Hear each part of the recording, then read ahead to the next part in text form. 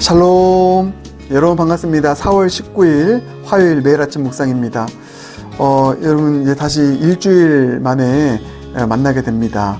지난주에는 고난주간 특별 집회를 함께 가졌었죠. 그래서 매일 아침 묵상 오랜만에 이렇게 만나는 것 같습니다. 네, 매일 아침 묵상은 너무나 은혜로운 시간들이죠. 다시 시작되는 매일 아침 묵상 통해서 큰 은혜 받을 수 있길 바라겠습니다. 오늘 요한복음 21장입니다. 1절부터 14절까지 함께 읽겠습니다. 살아계신 하나님의 말씀입니다. 제21장.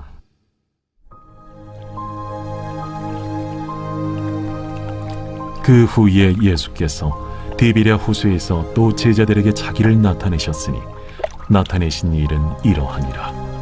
시몬 베드로와 디두모라 하는 도마와 갈릴리 가나 사람 나다나엘과 세베대의 아들들과 또 다른 제자 둘이 함께 있더니 시몬 베드로가 나는 물고기 잡으러 가노라.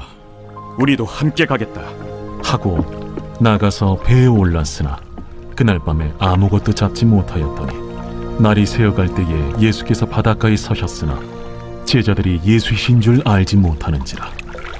얘들아, 너희에게 고기가 있느냐? 없나이다. 그물을 배 오른편에 던지라. 그리하면 잡으리라 하시니 이에 던졌더니 물고기가 많아 그물을 들 수 없더라. 예수께서 사랑하시는 그 제자가 베드로에게 이르되 주님이시라. 시몬 베드로가 벗고 있다가 주님이라 하는 말을 듣고 겉옷을 두른 후에 바다로 뛰어내리더라. 다른 제자들은 육지에서 거리가 불과 한 50칸쯤 되므로 작은 배를 타고 물고기 든 그물을 끌고 와서 육지에 올라보니 숯불이 있는데 그 위에 생선이 놓였고 떡도 있더라. 지금 잡은 생선을 좀 가져오라. 시몬 베드로가 올라가서 그물을 육지에 끌어올리니 가득히 찬 큰 물고기가 153마리라. 이같이 많으나 그물이 찢어지지 아니하였더라. 와서 조반을 먹으라. 제자들이 주님이신 줄 아는 고로 당신이 누구냐 감히 묻는 자가 없더라. 예수께서 가셔서 떡을 가져다가 그들에게 주시고 생선도 그와 같이 하시니라. 이것은 예수께서 죽은 자 가운데서 살아나신 후에 세 번째로 제자들에게 나타나신 것이라. 오늘 본문 말씀은 이제 부활 후에 제자들에게 찾아가신 그 예수님에 관한 이야기가 기록된 본문입니다. 예수님 부활 후에 제자들이 어디에 있었을까요? 무엇을 했을까요? 오늘 본문을 보면 3절 보실까요? 이렇게 나와 있습니다. 시몬 베드로가 나는 물고기 잡으러 가노라 이렇게 나와 있습니다. 물고기 잡으러 간다, 이게 무슨 말입니까? 그러니까 원래 직업으로 돌아간 것입니다. 그러니까 이전의 삶으로 돌아간 것입니다. 나는 물고기 잡으러 가노라. 여러분, 이것이 우리의 삶에서도 펼쳐지지 않습니까? 베드로가 이전의 삶으로 돌아간 것, 예전의 직업으로 다시 회귀한 것, 이것은 사실 여러분, 우리가 이전의 삶으로 돌아가는 게 두 가지 차원이거든요. 먼저 첫 번째는 세상을 사랑해서 이전으로 돌아가는 것입니다. 그게 데마의 모습이었죠. 디모데후서 4장을 보면 바울이 안타까운 심정으로 데마가 이 세상을 사랑해서 나를 버리고 떠났다 이렇게 얘기하고 있습니다. 그러니까 이전의 삶으로의 회귀, 참 우리의 삶 가운데 있어서는 안 되는 일이죠. 다시 복음 앞에 시리즈에서도 우리가 마지막에 그 두 가지 결단 말씀드렸잖아요. 목요일날 뭐죠? 이전으로 결코 돌아가지 않으리, 날마다 죽노라. 그러니까 이전으로 결코 돌아가지 않는 것 참 중요한데 세상을 사랑해서 다시 돌아가는 경우가 있더라고요. 우리 그와 같은 삶 없길 바라겠습니다. 계속 전진해야 되죠. 천성을 향해 순례의 여정 계속 걸어가는 삶 살아가길 바라겠습니다. 오늘 본문에 나오면 본문을 보면 베드로가 나는 물고기 잡으러 가노라. 이전의 삶으로 회귀하려고 한 것은 세상을 사랑하여서가 아닙니다. 오히려 이제 다른 이유가 있죠. 왜냐하면 이 베드로가 이전의 삶으로 돌아가고자 하는 것은 세상을 사랑해서가 아니라 염치가 없었기 때문입니다. 주님 앞에 부끄러웠기 때문입니다. 나는 주님을 배반했던 사람인데 내가 어떻게 주님의 제자로서의 사도로서의 삶을 살아? 나는 그럴 만한 자격이 없어. 그러니까 예수님을 미워하거나 세상을 사랑해서 이전으로 돌아간 데마의 모습의 경우가 아니었습니다. 자격 없다고 생각했기 때문이었습니다. 사역에 실패했기 때문이었습니다. 여러 가지 부분에 있어서 쓰러지고 넘어졌기 때문이었습니다. 그래서 나는 자격 없어. 나는 주님의 사역자로 주님의 일꾼으로 살아갈 자격이 없어. 예, 그렇게 자격 없다고 여기면서 나는 물고기 잡으러 가노라 이렇게 이야기하는 것입니다. 여러분이 후자의 이유에 속하여서 나는 물고기 잡으러 가노라 라고 얘기하시는 분 있지 않습니까? 나는 주님의 일꾼으로 자격이 없어. 나는 주님을 따를 만한 자격이 없어. 나 같은 사람이 뭘. 내가 이렇게 실패했는데, 내가 이렇게 결혼 생활에 실패했는데, 내가 이렇게 무엇에 실패했는데, 내가 이렇게 목회에 실패했고, 내가 이렇게 섬김에 실패했는데, 내가 무슨 주님의 사람이야. 내가 무슨 왕 같은 제사장이야.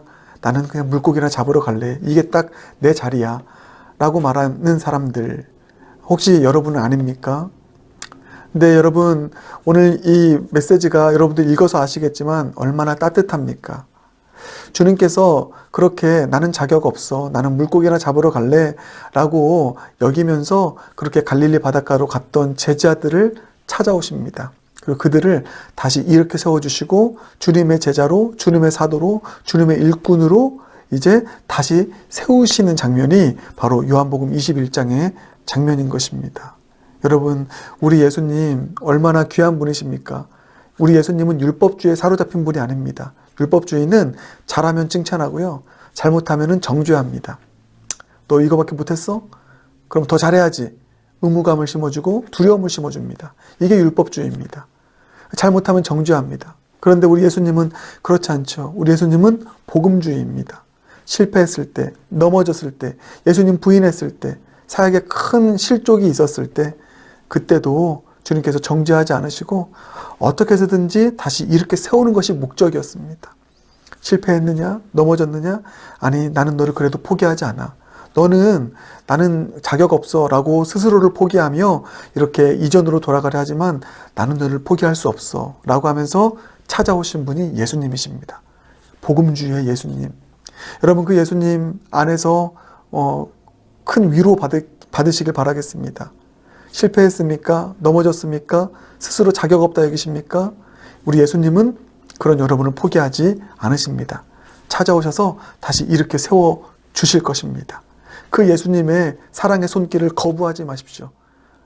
끝까지 예수님의 사랑의 손길을 거부하고 나는 자격 없어 끝까지 이렇게 옹고집으로 나아가는 사람들도 있습니다. 저도 한때 그랬었고요. 그래서 낮은 자존감 속에서. 그러나 여러분, 그러지 마십시다. 예수님, 이 복음주의의 예수님, 그 예수님의 손을 붙잡고 실패했어도 다시 일어설 수 있는 저 여러분 모두가 되길 주님의 이름으로 축복합니다.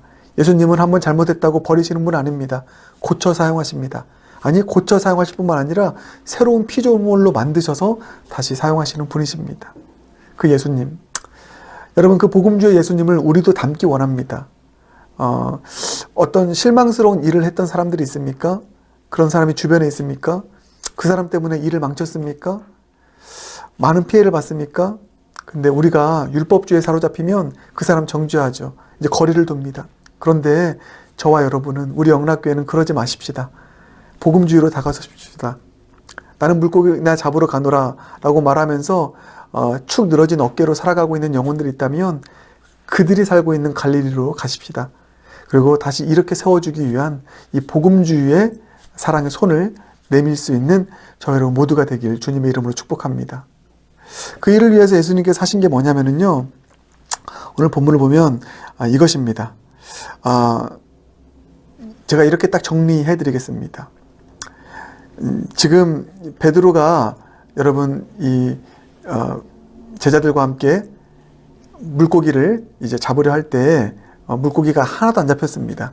예수님께서 오셔서 깊은 곳에 그물을 던져라 했더니 이제 많은 물고기를 낚게 되었습니다.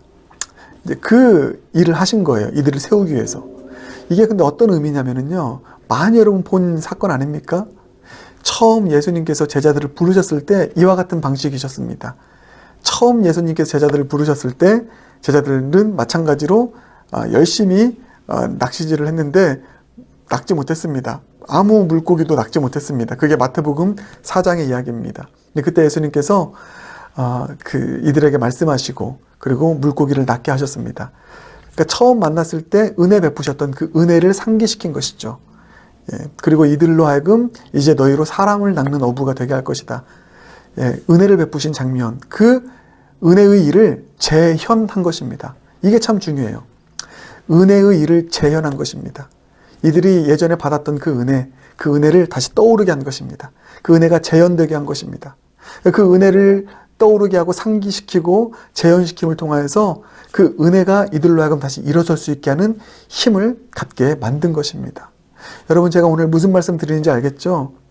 쓰러지고 넘어졌던 자들에게 다시 일어설 수 있는 힘을 주는 것은요, 이전의 은혜가 다시 상기되는 것입니다. 은혜의 재현의 역사가 펼쳐질 때 그 은혜로 말미암아 일어서게 되는 것입니다. 예수님께서 하신 게 뭐냐면 자꾸만 그 은혜를 상기시킨 거예요.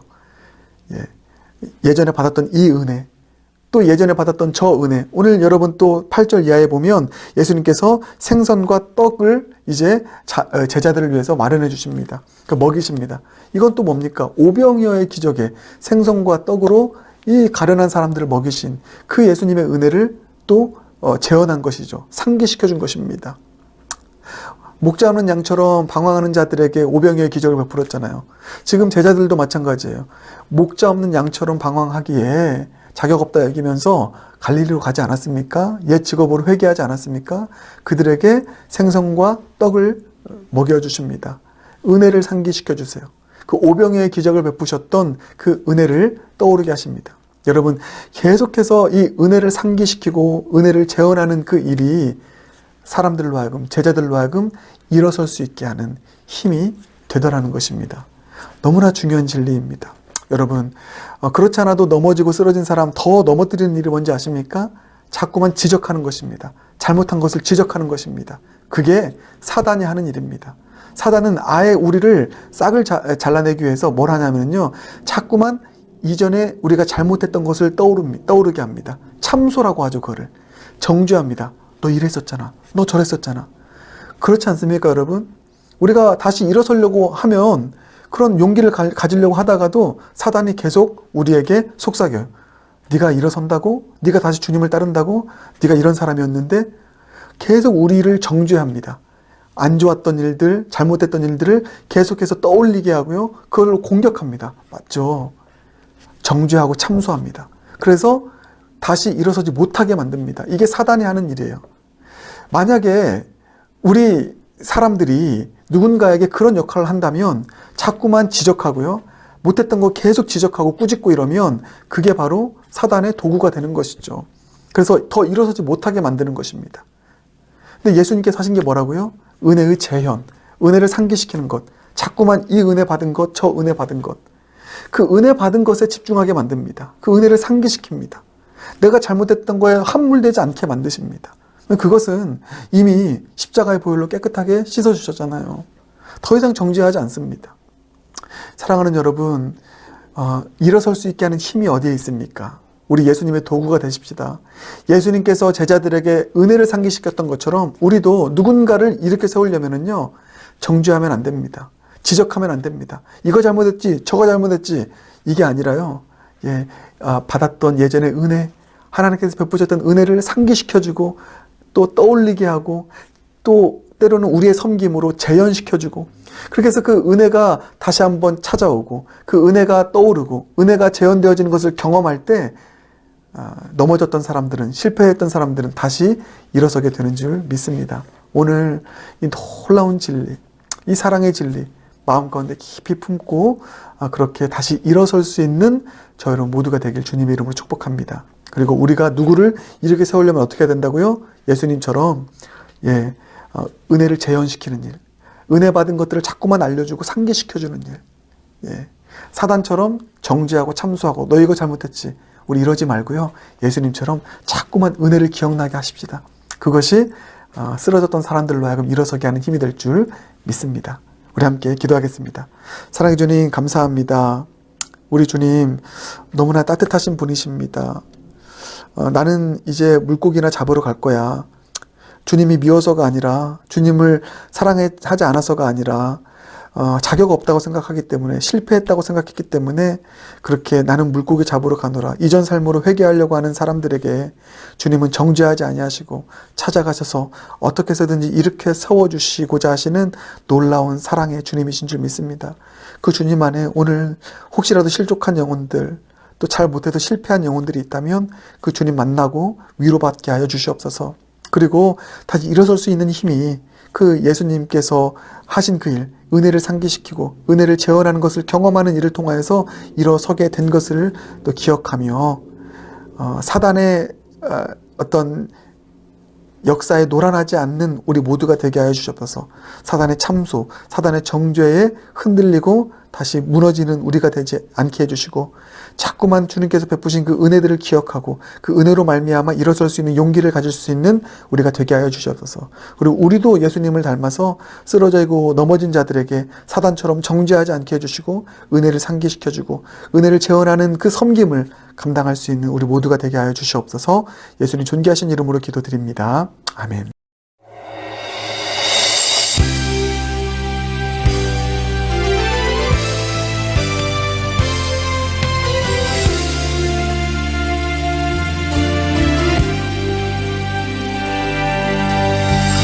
힘들고 지쳐 난망하고 넘어져 일어날 힘 전혀 없을 때에 조용히 다가와 손 잡아주시며 나에게 말씀하시네.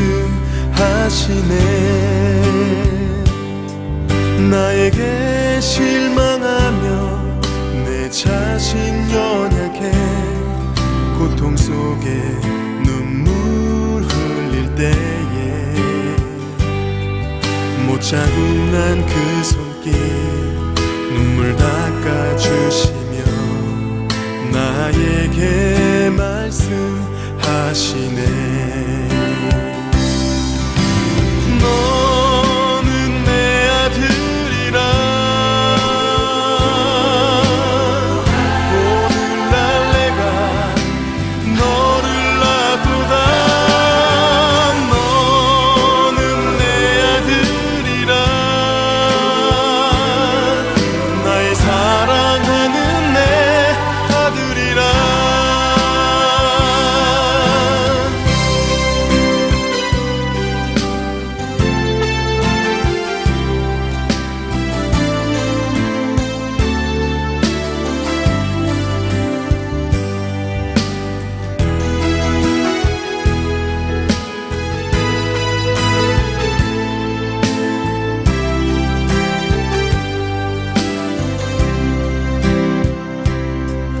나에게 실망하며 내 자신 연약해 고통 속에 눈물 흘릴 때에